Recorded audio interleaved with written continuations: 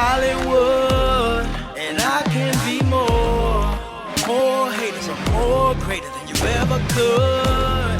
I'm Hollywood, and I can be more. Chill. Yes, Yo, y'all niggas was mad late with the Niggas started off mad dry, yo. I don't think they knew. Nigga, once I say share, that means it started. They didn't think it would. Let's try it again. Try it again. No, start it over. Right, just press the button. There you go. Share. There we go. You bum ass niggas. Yeah. All right, much That's better. what I'm talking better. about. That's the energy we need, man. You already know, man. Welcome. It's 52 Mindset. I'm your boy, Hollywood Dude. 40-40 for the block. Yes. And we have a special guest. I'm going to let you do this one, my brother. So this gentleman immediately to my left. Why you got to put the sexy voice on? Like, I don't get it. So this guy right here. That's what you want me to say? No, it's just like you get real deep. My fault. Yo! Oh, okay. That's what we doing. Early. Oh, niggas, who threw that one? Dane time? I got all the flags. Who hit me with this? It was you. I got all the flags. Whoever did it spilled my whole drink. Bastards. Oh, man. All right, continue, man. Don't worry about it. Nah, I look like I wet myself. Look at this. Normally we sponsored by PJ like Pajama and Jerome Juice. But he's not. Like I said, sometimes he delivers every other weekend. So, but he still sponsors. So shout out to PJ like Pajama. You know what I mean? Keep making your drinks. If we had your drinks, this would have never happened. Copy. You know what I mean? Word, because it's in a fucking bottle. Yeah, you know what I mean? But no, how about y'all don't throw these flags, be adults, and let's just have this conversation because we got my man here. Or fucking be fucking men and throw the flag with the fucking authority that way. How about we not use the flags? How about we not use the flags at all? How about we do that? Whatever, your niggas is corny. Continue. My man, for the block. Who we have here? So this gentleman immediately to my left is a good friend of mine. Should I continue like that? So the gentleman who's immediately to my left is a good friend of mine. Known him for years. For those who do know me, who know me from one of my favorite lounges and bars, Central Bar, if you've been there at around 3 o'clock every night, the DJ would play a certain song. I'll play a quick clip right now. You're like a star. You're like a star to me. That gentleman you heard right there, that is my man's, the homie, my brother, James, a.k.a. Jay Wynter. Yeah. There we go. Thank you. Shit. We got a whole bunch of voices this week. Welcome to my channel. So clearly y'all know. Wait, hold on. Before we get started, like I said, Thanks, Block.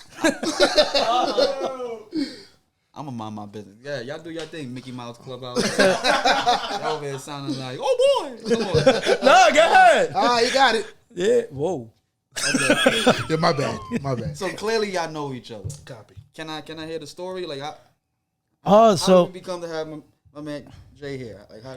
so I met this gentleman years ago, back when Union Square was Union Square and hip hop was hip hop. Word. You know, Circuit City was still alive and bumping. It was popping. Best Buy who? You know what I'm saying? Circuit City, that was the blue. The blue with No, the khaki. no, red, nigga. Brat. Oh, Best Buy. Come on. You know what I'm saying? That's why my Red, nigga. Circuit City. And I worked as what was it called? Warehouse? Warehouse, yeah. Yeah, I was warehouse. He was on the floor. Not literally, but Slinging TVs. Nah, fuck that. Bring the flags back. Yeah. but yeah, so he was one of the guys who helped you find your fucking plug for whatever. Not a butt plug, but a plug. He would find an outlet, you know, a light bulb, video game, Make it work. television, All of shit it. like So that. he was the man. He was the one who sold them. Okay. I was the one who found them in the back and brought it to the front. So he was a cool dude. He was always cool. We had a mutual friend who was actually two mutual friends who were already working there with him before I fucking started working there. And shout out to my man CJ. Shout out to Jose. CJ. And yeah, and then Jose. Yeah, and then after that, like Say we you left Jose or something. Yeah. nah. Jose. Jose's like me. His job is G14 classified as well.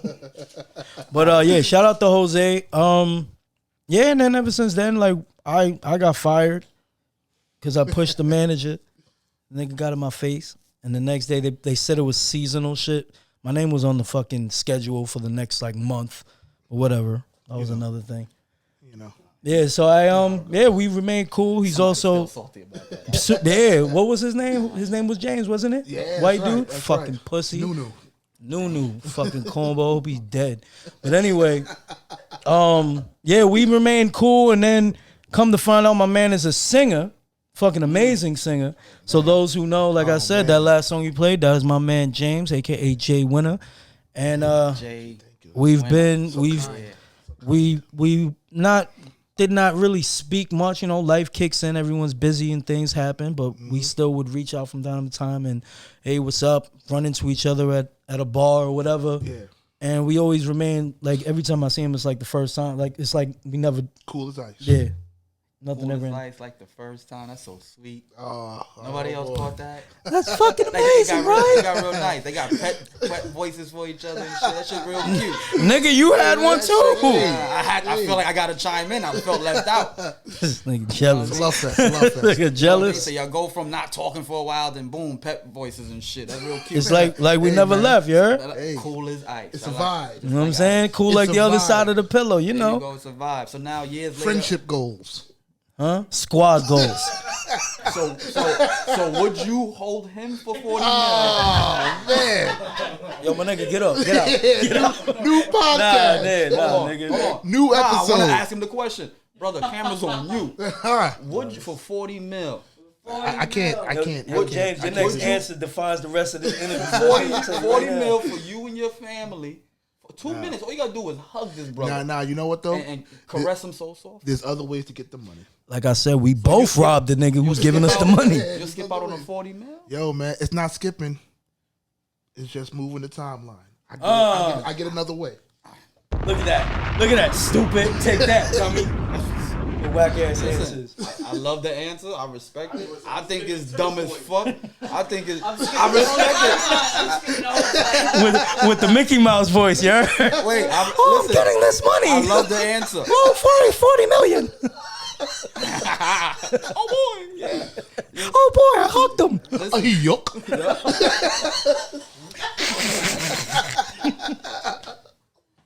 But yeah, no. So moving on. Oh man. Oh, okay. So fast forward. I guess y'all ain't that close if you don't want to get a quick 40 mil for 2 minutes. But anyway, I'm not fast close. forward. I'll never be fast that close forward, with you're here, anybody. brother, and I hear you have a business. Yeah. Thank you. So Well, can you talk to us about your business, brother? I definitely will. Well, first I want to say thank you for the illustrious introduction. Oh wow. And even That was the best thank you ever. No one ever thanked us like that. Nigga said illustrious. I can't even spell that right now. I'm a big word purveyor. Nigga, what? Nigga, all our fans smoke weed. You better spell that shit out. The fuck? But don't ask me to spell it. Don't ask me to spell it. Can I get the root and origin? Yo, nigga, how this shit start, bro? Can you say that one more time? Big pause. Can you say that one more time? I said big word purveyor. Yo, that's a t-shirt. Big word purveyor. Right? We'll make that That tonight. sounds nigga. crazy. I just don't want nobody to actually Google that because I don't know what that means. Wow. I heard it on Jeopardy. So, So yeah, tell us about your business, man. What you do? as I said before, thanks and everything. I actually have a juice company. I have a juice company called Original Jackson's Brew. That's what's on my headband and on my pin on the hat.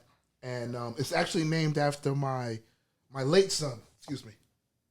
It's actually named after my late son, Jackson.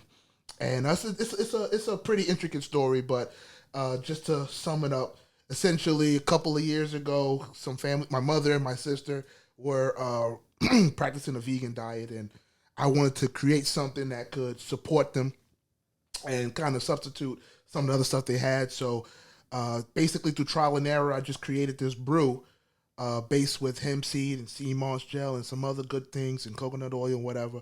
And this is actually interesting because when the same time that I was creating the drink, my son was like, I want to have a lemonade stand. So I'm like, okay, well, let's figure it out, right? So I'm broke. I'm broke. So I'm just like, all right, well, I don't know how lemonade stands work, but still that shit. Yeah, right.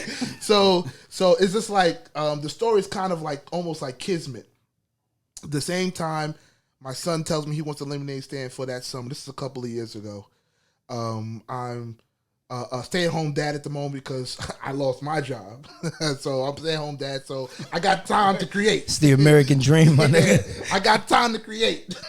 Wait, just for the record, I'm not laughing that you lost. Nah, it's all good. I know why. This nigga, hold on. Before he continues, this nigga has a problem when people tell their serious, sad stories. This nigga likes to fucking laugh. Because when I tell this nigga, my nigga, I was homeless for 6 months. This nigga be cracking up at me. He's like, when I told the nigga, I was like, yo, I slept on a fucking train for a day. This nigga's giggling like it was fucking cute. Hey, man. Go ahead. You know they say you can laugh or cry. And I'll fucking You gotta choose one. Nigga cry. Don't laugh at me. I'm about to kill myself. My apologies, bro. But it's all good. It's all good. So in the moment, you know, life hits you with a lot of different things at the same time. So at that moment, I had gotten another job, even though I lost my first job. So I got another job. I was working overnight, coming home, working on this brew or working on a drink that I could essentially make and sell because I was just like, lemonade is kind of weak.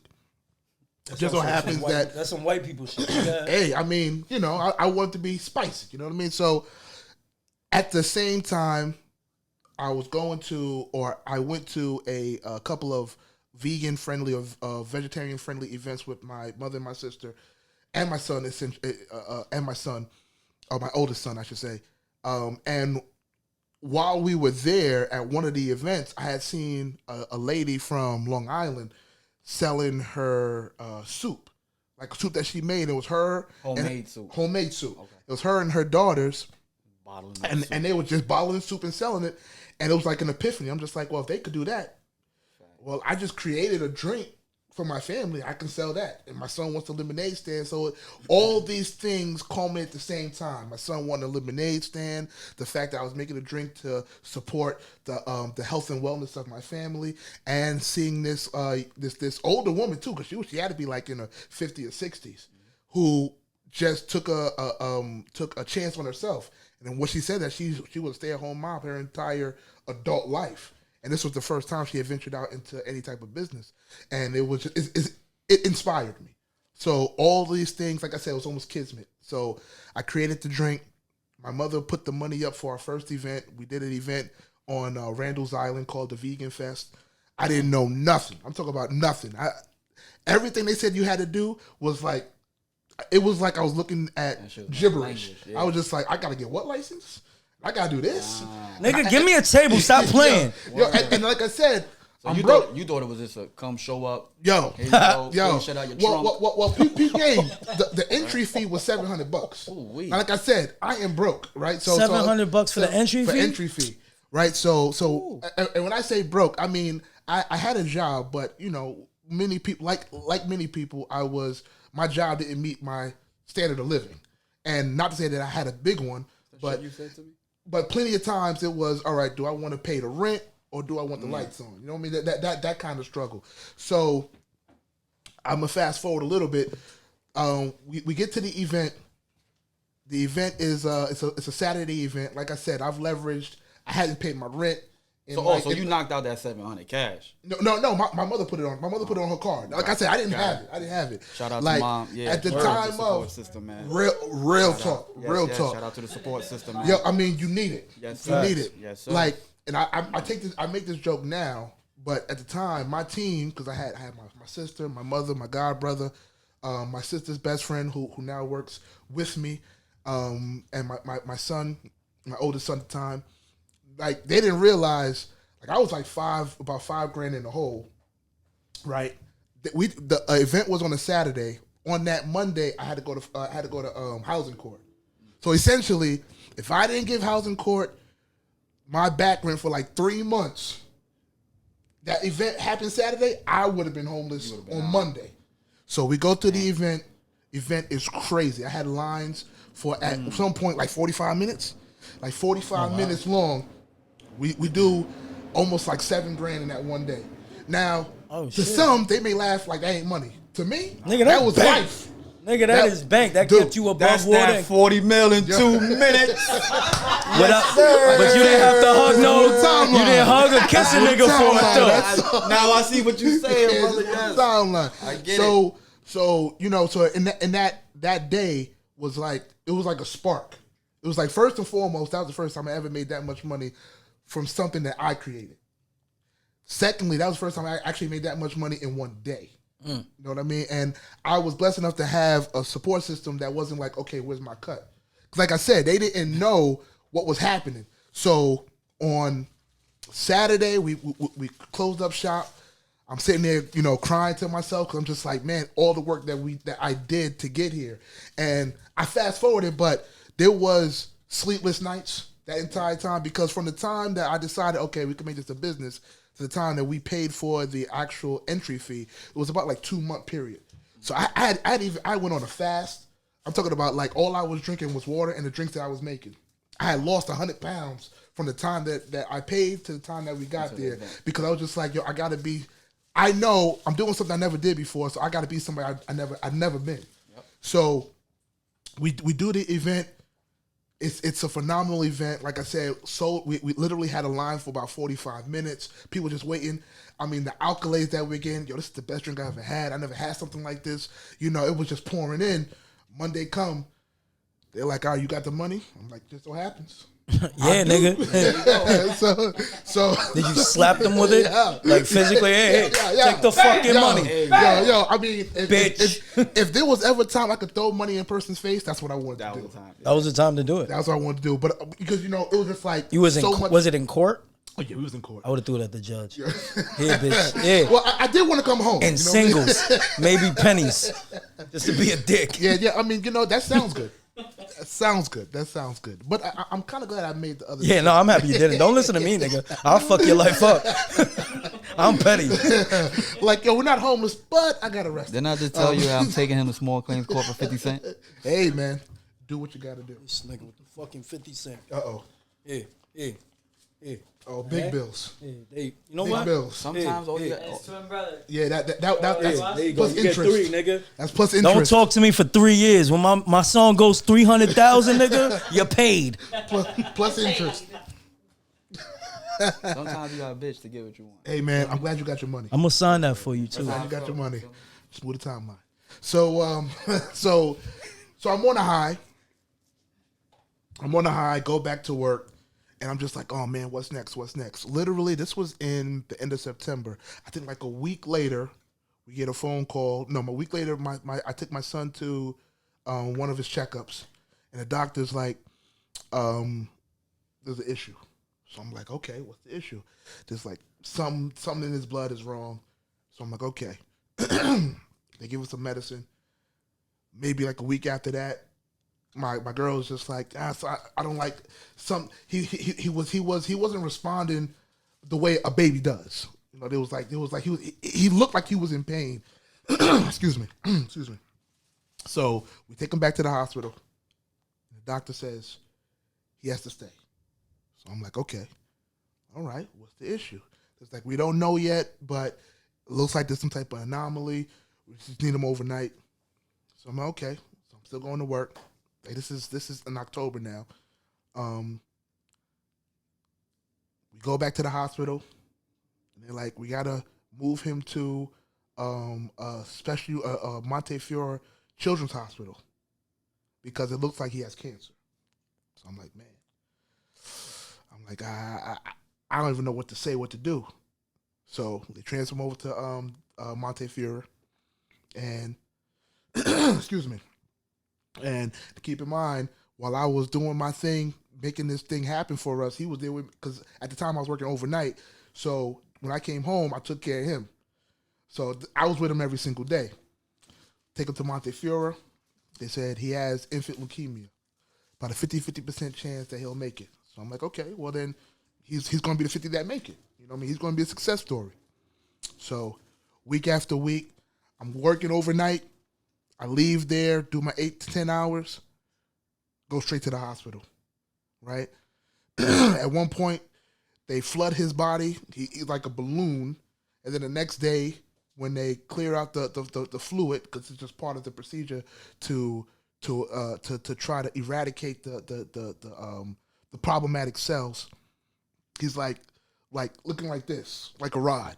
Like, I mean, just, so, you know, I'm breaking down, but I'm trying to hold it together because I'm just like, you know, I don't want him to see his father weak. So we going back and forth to the hospital literally for a month. And I think this is the 11th, November 11th. Go to the hospital. I get a phone call. I get off of work. My mother's been at the hospital the entire time. I get off of work. I go home because, like I said, this entire month, all I've been doing was work, hospital. Then I take home, get a shower, go back to work. I go home because my mother says, all right, I'm at the hospital. Don't worry. Go home, get some rest. I go home, take a shower. I get a phone call. You got to come back to the hospital. It's an emergency. So I'm like, okay. In my mind, I'm thinking, whatever it is, we're going to work it out. It's going to work out. Get to the hospital. Doctor says, we got to rush him to another part of the hospital because it looked like he got pneumonia. So, a fungal pneumonia. So we go down, they do the imaging, and they're like, we're going to try to help him out, but it looks like his lungs are deteriorating. So I'm like, okay, well, it's gonna work out. Because you gotta have faith. You gotta have faith, right? No matter what you believe in, you gotta have faith, particularly in these moments. So I want to say maybe like 2 or 3 o'clock in the morning because they've been working on it the entire time. I'm in the room with my lady, and they call us up, and they're just like, you gotta say goodbye. So I'm like, nah, this can't be happening. So they said, you know, his lungs kept deteriorating, and his body really can't sustain life. So I'm just like, this is, I mean, the pain that I felt in that moment was just like, you might as well just kill me because you're taking my son from me. So we go into the room. They give us a moment to say goodbye. And then at that point, he wasn't alive. You know what I mean? So we watched him pass away. And to this day, it's almost like a dream because I remember the moment. I remember being there, but I don't remember exactly what happened because I was just in such a daze. Literally, I can't remember exactly walking over and saying goodbye to him. Like I remember being there, but I don't remember saying goodbye. So that really just devastates us. And what I do is, I'm like, okay, this happened in November 11th. I call my boss and be like, listen, my son just passed away. I'm not going to be coming in. Boom. And I called myself going through the healing process. So literally the next month, I book an event because I'm just like, I can't just sit home and just cry all day. So I book an event, and then at that point, my drink didn't have a name. It was just a shake. Like I had a company name, which was Superior Drinks and Shakes, but I didn't have a name. So I said, you know what? The only thing I know how to do is move forward. So I'm gonna name my drink after my son, the original Jackson's Brew, because when I was creating it, I would have him taste it to make sure that he liked it. Because I'm like, if the babies like it, people will like it. So he tasted the drink, and he was there as I was making it. So I'm like, you know, this is the way I know how to. This is the only way I know how to move forward. And that birthed the name Jackson's Brew. So I go through my emotional journey, my emotional roller coaster, go through my years of depression. And then last year, I was still doing shows here and there. But last year specifically, when the COVID hit hard, by this time I had another job working for the city. And they pulled us out of our warehouse because they didn't need us at the moment. So I said, okay, I'm home doing nothing. One of my homeboys, my son's godfather, one of my best buddies, he was just like, well, why don't you just deliver? And, you know, once again, kismet. I heard something. I had the availability. And I was just like, okay, I'll do that. And the response that I got when I just put a post out, hey, listen, I have, like I said, because I had the drink already going for a couple of years, but it was little bits here and there. You know, do one event, post it, and then don't do another event for 9 months. So I just posted and said, listen, I'm doing deliveries because I was home. I'm doing deliveries. Here's the price. My deliveries are this day and this day. Got to buy at least 2 because they got to be worth it going out. And I went from selling, as I said at other podcasts, other people, I went from selling 5 drinks the first day, 25 drinks the next delivery day, to by the end of the year. So this is in April of 2020. So by the end of the year, I had already eclipsed 1,000 drinks sold. And like I said, somebody else, that ain't nothing. I mean, Coca-Cola, Pepsi, whatever, you know, they sell tons of gallons. But this is a dude making a drink out of his kitchen. It's a dude making a drink out of his kitchen, and just the support of the people got me there. So, you know, and here I am now just from doing all of that. So we delivered merch. We created, I reached out to a black creator to create my logo. I go to a black creator to create my my labels. Cause I just felt like I wanted to keep the money in-house and keep the money flowing in our community. And since then, it's just been a phenomenal journey. I mean, I've been blessed to I got doctors as my clients, athletes as my clients, and it's just been an incredible ride since then. So, no, that's my story. That's my story. I mean, you know, I didn't mean to pull people down, but that's how we got here. Nah, you clearly, if I don't know if you were paying attention while you was talking, but you had the whole room's attention, brother. You know what I mean? And first and foremost, thank you for sharing that. Word. You know what I mean? Thank you for sharing. Thank you for opening up. Like I said, this is the first time we met, and you sharing your life, man. So, my condolences, number one. Appreciate that. Likewise. You know what I mean? And thank you, brother. You know what I mean? Real Appreciate talk. that. Thank you for sharing that. And look where you at now, man. Hey, man. 52 mindset. Huh? Where else could you be, huh? No? Right? I was waiting for somebody to make us laugh. Shit. I'm over here crying on these big ass glasses. Yo, but I can't I've been see. like this, my nigga. Pinching my leg, like, nah, nigga. You good? But that's what's up, man. But the last thing, brother, like, so what's next, man? Well, we're working on a couple of things right now. We're shipping out, but the big step is we're aiming to get into stores. You know, I was blessed enough to get a business coach, and her and I are working on getting into first nursing homes, gyms, and hospitals. The beautiful thing is when it comes to food, you know, I think we think of it as one thing, like, you know, whether we go to a restaurant or we go to a grocery store, but in actuality, it's endless amounts of possibilities. You know, my sister and I, we went to a commercial kitchen to set up a time where we can actually use the kitchen space and start getting like a commercial layout. While we were there was a chef who put together meals for Meals on Wheels, like 1,000 meals a week. And when I did the research, there's just so many different avenues where food can go, whether it be Meals on Wheels, whether it be, like I said, hospitals, nursing homes, clubs, arenas, you know, sports teams. And even on a lower scale, there's just so many avenues for you to go to once you have a brand, particularly a food brand. And now there's this beautiful uptick in the wanting for both something natural, something healthy, limited ingredients. And big thing is people want to see smaller brands grow.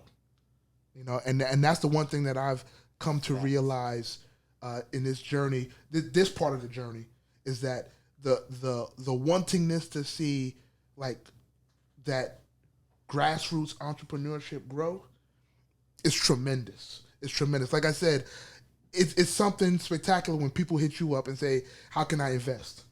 that never met me, don't know me, don't know my history, just see a couple of posts. I had one lady who hit me up, and I thought that we were friends from somewhere else. So I'm like, well, did you find me from Facebook? She was like, no, I just seen one of your posts, and I wanted to shake. I mean, it's God, you know what I mean? So there you go, brother. And that being said, Brother Jay, look at that camera right there. Let everybody know where they can find you. Oh, yeah, which camera? This camera right here? Green the one. green Green one. one. Right there, See, brother. you said the black one last time. Black ones, all of us. All right, so you can catch me at you catch me outside. No, you can catch me at my personal page is Wynter82, and I think that's on everything: Facebook, Instagram. Oh God, on Twitter and on what's the other one? Snapchat, and then the business Original Jackson's Brew. Original Jackson's Brew, Facebook, Original Jackson's Brew on Twitter, Original Jackson's Brew on Instagram, Original Jackson's Brew. I think that's all of them. Yeah. So basically, wherever you find social media, Original Jackson's Brews, we can. And then if you want to go to the website right now, it's jacksonsbrew.net. Jacksonsbrew.net. You on TikTok? I am on TikTok. Ah, yeah. I be talking with the ticks. Nah, we got a problem, but yeah. You ain't on TikTok? No, nigga. Nah, you got to be on TikTok, man. You got to be. That being said, my man Jay went in the building for the block. Yeah. Hollywood Dudes. I'm Hollywood, and I can be more haters, more greater than you ever could.